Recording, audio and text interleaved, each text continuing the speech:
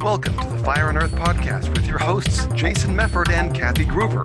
Fire and Earth, giving you the keys to unlock your limitless potential. Welcome to another episode of the Fire and Earth podcast. I'm your co-host, Kathy Groover. And I'm Jason Mefford. And today we thought it'd be interesting because I know a lot of people, and when you talk to a lot of people, they want to be writers or they want to be speakers, right?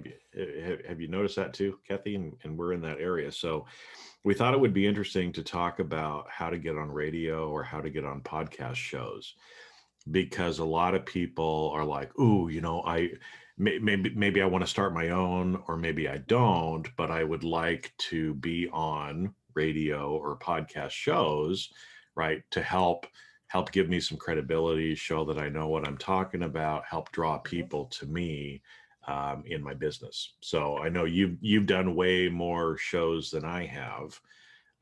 So let's just kind of get in and talk a little bit about how do you do it? What are some nuts and boltsy kinds of things? What are some things to be, aware of, right? Because I know not all of your experiences have been good experiences over the years. So we'll talk about that and help you kind of avoid some of the hell stories that are out there. There are some. So when I was doing some of the talks that I did for HypnoThoughts Live, which is the big hypnotherapy conference, for a couple of years, the talk that I gave to them was how to use radio, TV, and podcasts to maximize your business. So, it's a great way to get your name out there. It's a great way to, like you said, build credibility. I think I've been on well over 300 or 350 radio, TV show kind of things. Mm-hmm. The first thing is finding shows that you want to be on. And there's a couple really simple ways to do that. There's something called radioguestlist.com. There's podcastguestlist.com. There's places that, like, there's Podmatch that match you up with podcasts. So there's certainly free ways online that you can find outlets for shows that you might want to pitch. That's the first step. The other thing you can do, and I've suggested this to people, is what shows are your friends doing? Mm-hmm. Look on Facebook. If they're like, oh my God, I was just on this great radio show, maybe you should be on that great radio show. It's not like cheating. I mean, you're not taking work from them. You are then, going to contact that host and say, hey, my friend Mark was just on your show. Looks like he had an amazing time. This is what I can share. There's so many ways to find opportunities to help promote yourself. Well, and when we're talking about finding the right show, like you said, there's some different services, free, or there are some paid ones too. Just be wary of the paid ones, that they actually are doing stuff, but there's plenty of free ones as well. Mm-hmm.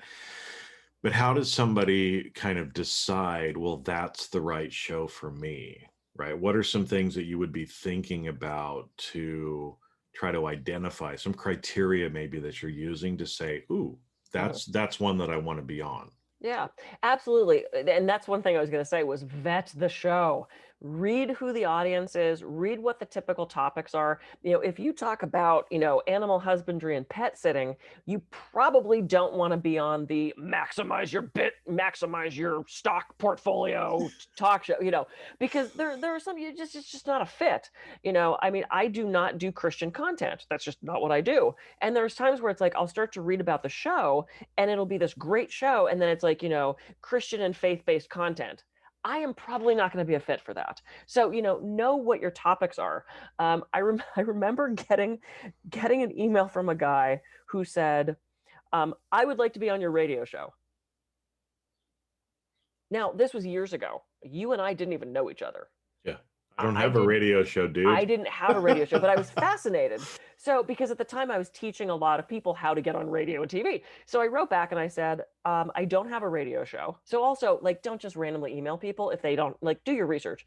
And I said, I don't have a radio show, but I'm really curious. What is your topic? Because his pitch simply was, I want to be on your show. That's like walking up to a person in the bar and going, I want to bed you. That's not going to work. That's just, unless it's 2:15 and it's that time of night, but it's probably not going to work. So or unless there's a monetary exchange involved. Then you're probably okay, right? We call that pay to play. Yeah, I don't recommend those. Pay to play. so I wrote back and said, like, what is your top, I said, dude, if you want to be on shows, like, you have to have a better pitch than I want to be on your show. I said, what is your website? What are your topics? Do you have any experience with radio? Who are you? And he wrote back and he said, I'm an author. I have 10 books. Here's my website. And I went, cool. I get on his website, it's his Amazon page. He didn't even have a website. From what I could tell, he'd never been on a radio before. And he had 10 books on 10 vastly different topics. He had literally one book on pets. He had one book on automotive repair. He had one book on crafting your perfect home garden. He had one book on his favorite recipes. So clearly he was like this serial, like self-publishing book guy, which is totally fine. But I'm like, if you don't have a focus, so if you're pitching the show, who are you? Give them the 5 whys. Hey, my name's Kathy Groover. I'm a stress and wellness expert. I would love to come on your show to talk about 5 keys to stress reduction. My most recent book just came out. I've been on 1,500 radio shows, was just recently on Dr. Phil. Here's a sample of what I've done. I'd love to be on your show. If you're responding to something like the pod match or the radio guest list, sometimes there's a form that they have you fill out. Will you help promote this? What is your readership with your social media? They'll ask you all sorts of things. But it's like, know what you're offering and don't expect to get on a show just to push your latest thing. If all you talk about is, well, I have a new book. My new book is out. I go get my book. Radio shows don't want that. It is not a commercial for you. It is you sharing knowledge. And through sharing knowledge, at the end, typically they will allow you to give your website and promote whatever it is you're promoting. It's pretty rare that they want you to just promote something. I've certainly been on those shows. They're rare and they want content, not a commercial. Yeah, or they're a pay to play. Yes. There's plenty of pay to play things if you just want to do your own commercial. Yeah. But what you're talking about here in the pitch, right? I mean, you've heard of things like pitch decks, right? One of the things that's very common as a professional speaker is you have what's called a one sheet, right? It's a 1-page document with a lot of that information that Kathy just went through. Yep. Who are you? What have you done? If you've written certain things, if you've been on the Dr. Phil show, right? That's good. That's going to get people's attention. Like, oh, Kathy must know what she's talking about. She was on Dr. Phil, right? Because again, this person has to know what it is that you are offering. Okay. Yeah. And so again, I mean, I get unsolicited stuff like this all the time. We've got this podcast. I've got another podcast myself.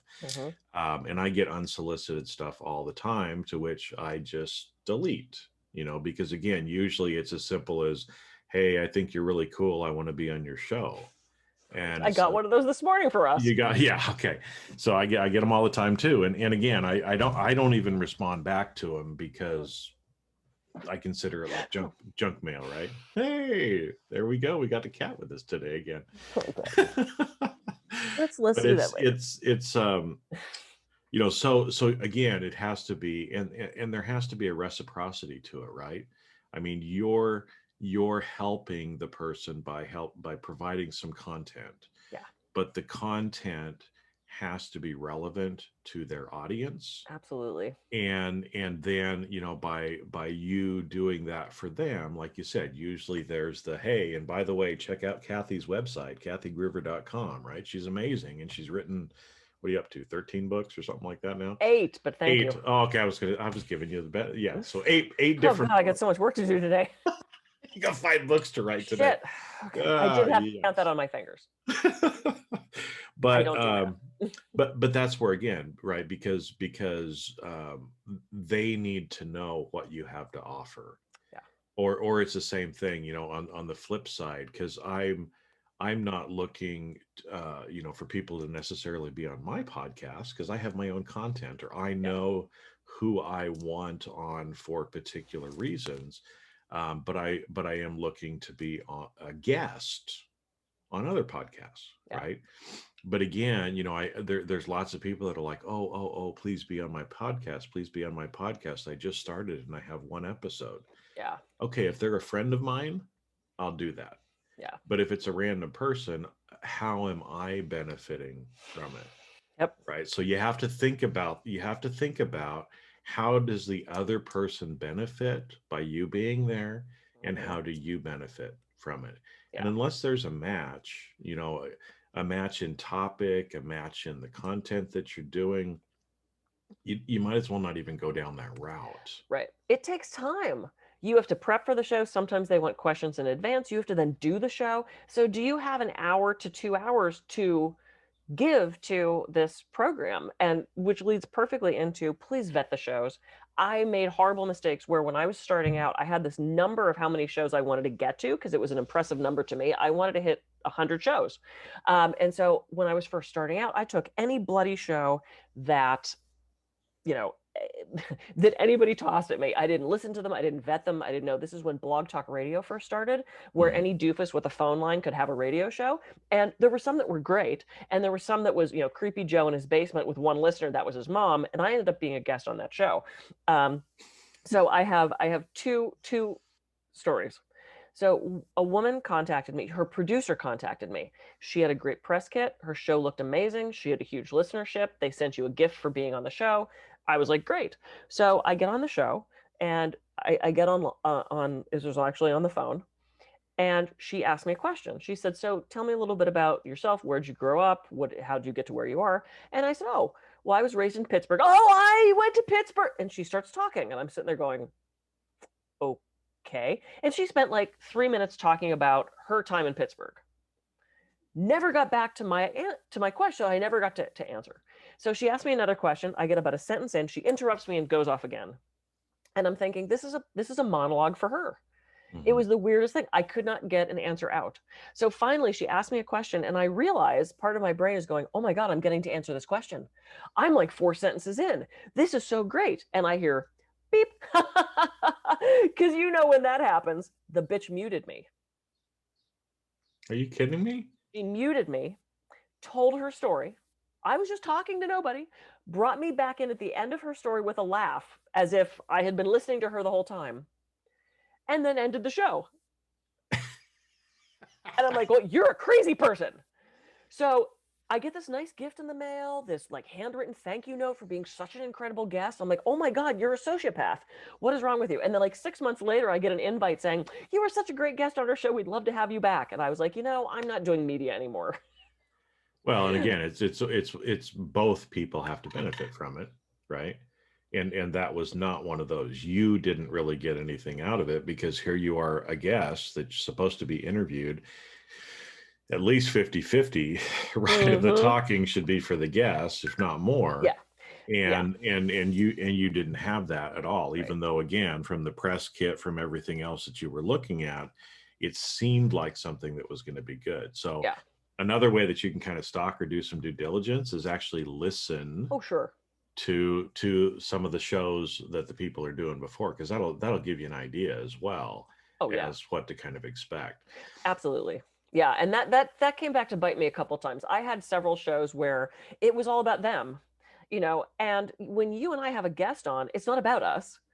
We might toss in a thought or a personal thing that relates to that, but it's about the guest. And I've been on several shows where, the host will be like, I've told this story before, you all heard it, but let me tell it again. And they'll do this 15-minute story where I'm sitting there going, Jesus, I can go knit a sweater. What are we doing here? The other hilarious, and I told my boyfriend this one last night. This was at a point where I wasn't vetting shows, but I got asked to be on this. It was a pretty big show. It was an FM station. It was 2 guys. It had really good ratings, and it was an actual like big radio show. It wasn't online. It was a big actual terrestrial radio show. And they had me call in, and they said, call in 5 minutes early. You will hear the show as it's going on, but you'll be muted. We'll bring you in when it's your time. And I said, great. So, warning for sensitive people, I'm going to say some dirty words. So I get on the show, and this is what I hear. This woman says, and some people like to put Ben Gay on the dildo before they put it in their ass. And I sitting there going, Did I call into the wrong number? Well, and what do you do? Because there was a huge part of me that went, just hang up. Just hang up. You don't want to be on the show with these guys. And it was very shock jockey kind of thing. Mm-hmm. And then there was part of me that's like, you know what? What the hell? I get to swear. I get to do this sort of like outrageous show as opposed to the ones I had been doing, which is, so Kathy, tell me about your PhD. This was like dildos and Bengay. So I'm like, okay, let's do this. And they finally bring me on. It turns out that the woman that they had on previously as a guest had been a porn star who was now a sex therapist. So, okay, there you go. I kind of get it, but still, it was raw. I mean, you think we're raw and unscripted. This was outrageous. So the guy goes, hey, we have Dr. Kathy Groover. So excited to have you. How are you? I said, I'm doing great. I said, I think I just learned a lot from your last show, which made them laugh. And he goes, so you seem to like to talk about shit a lot. And I went, I guess we're going there. And I spent the entire show talking about bowel health in kind of no, seriously, in kind of like a raw, twisted way. But we talked about fiber. We talked about sleep. We ended up having this like very informative naturopathy conversation, but it started with, so you like to talk about shit a lot. And it ended up being, and unfortunately, it was like the highest ranked show. Like this thing was shared out everywhere. I'm like, oh, I kept getting Google alert after Google alert. And I'm like, seriously, this is the show everyone's going to hear, so do your due diligence, figure, or if nothing else, you end up with some funny stories. But I mean, I have just so many radio shows that ended up being either funny or a nightmare, or the host was awful. Yes, you want to be on shows. You also want to be on the right show. Don't make the same mistake I did. I wasted hours doing shows that were really awful, that didn't benefit me, that didn't benefit the listeners, if they had any, So yeah, we want to build that resume. Also, here's the last thing I'll say on this. If you've never done a show, if you've never been a guest before, please do not contact the biggest show in the country first. Please know what you're doing. Have this. I've had people do that. I want to get on Dr. I've never done this before, but I want to be on. Start small. Do a couple small shows. Do a couple, local radio shows, local AM podcast, that kind of thing, before you jump in and try to get on NPR. Just know your own skill set, know who you are, what you're offering, and then find the shows, listen to them first, and then work hard at it. Well, and the one thing too, as you were talking, that I was going to bring up too is, if you're going to be a guest on it as well, right, is kind of know what the commitment is going into it. Mm-hmm. Because I have certain people, and it's like, you know what, if I can just show up, do the interview, and that's it. Yep. That's one thing. But sometimes I'll get people, especially some companies, because I'll do a lot of webinars with other companies, right? I'll be the guest on their webinar, let's say. And I know there's certain companies, there's certain kinds of companies. And when I hear things like, oh, well, we have to have a pre-call to talk about the outline, and then we have to have a pre-call for this, and then we need to have a tech check. And it's like, I start adding it up, and it's like, I'm going to spend 8 hours to do a 1 hour deal. Yep. I'm not doing that for free, right? Yep. So know what you're getting into. And if there are a bunch of hoops, if there is a bunch of stuff like that has to be done, just know, and then decide, do I want to do that or do I not? Yeah. Right. Because I know a lot of times when I reach out to people from my other podcasts, they're like, well, what does this entail? I'm like, we show up, we talk for a few minutes before, I hit record, and we're done. Yep. That's all it is. There's no pre-planning, there's no pre-questions, there's no, any of this stuff, because, and for me, it's not just a waste of time, but I don't like to be so scripted. Yeah. Okay. And I actually just had a guest on who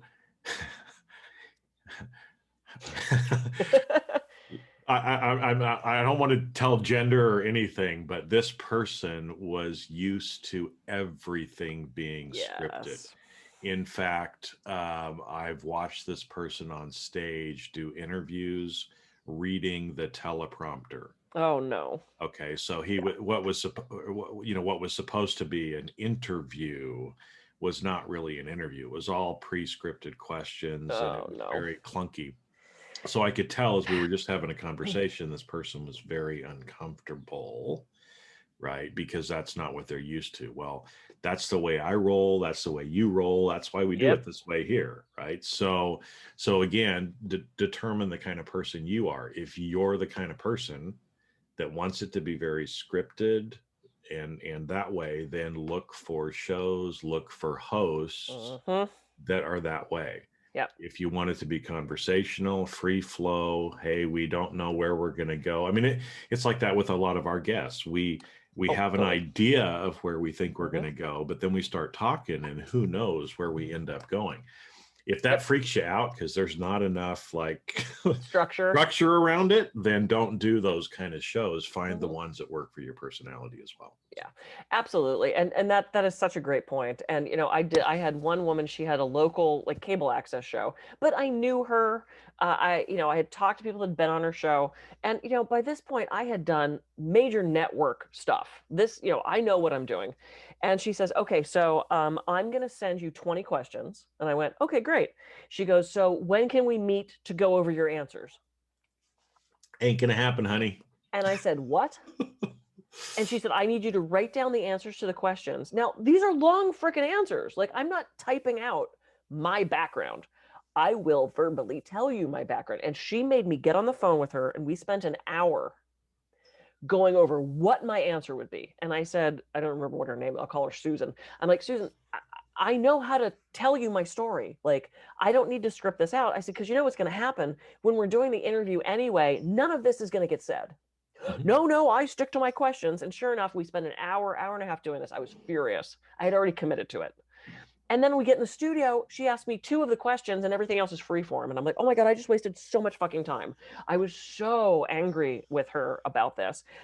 I agreed to it, in just the same way when we had the shock jock guy with the dildo, I was tempted to hang up, but they could see that I was already on the line. I had already committed to it. And I just sort of switched ego states and went, "Okay, I guess we're playing today." So, know what your boundaries are, know what you want to do. What is the message that you want to get out? Find those shows, pitch them well, and understand it's not a commercial. And you are the only one that can decide if you want to give them the $15 for their show. I refuse to pay to be on someone's show, whether it's $5, $10. People have said we charge $300 to be on our show. No, I mean, you can. I'm not paying it. The first radio show I did, I paid to be on a series of them. I also got to write articles for a magazine because I had never done anything before. That worked for me in that time. I would not do that now. So you're the only one that knows if that's going to be a thing for you. All right, so I think we covered some good stuff today. So, again, if that's something that if you're interested in starting to get on, radio shows, podcasts, be a podcast guest, some great points, right? Make sure that you're finding the right shows, you're vetting them, you're vetting the host, you're vetting the audience, you know what you're getting into, and then just think about whether this is something that actually works for you or not. And again, everybody's going to be different. You're going to be gravitated towards certain kinds of shows or certain hosts, and that's fine. And again, it's just like dating or anything else.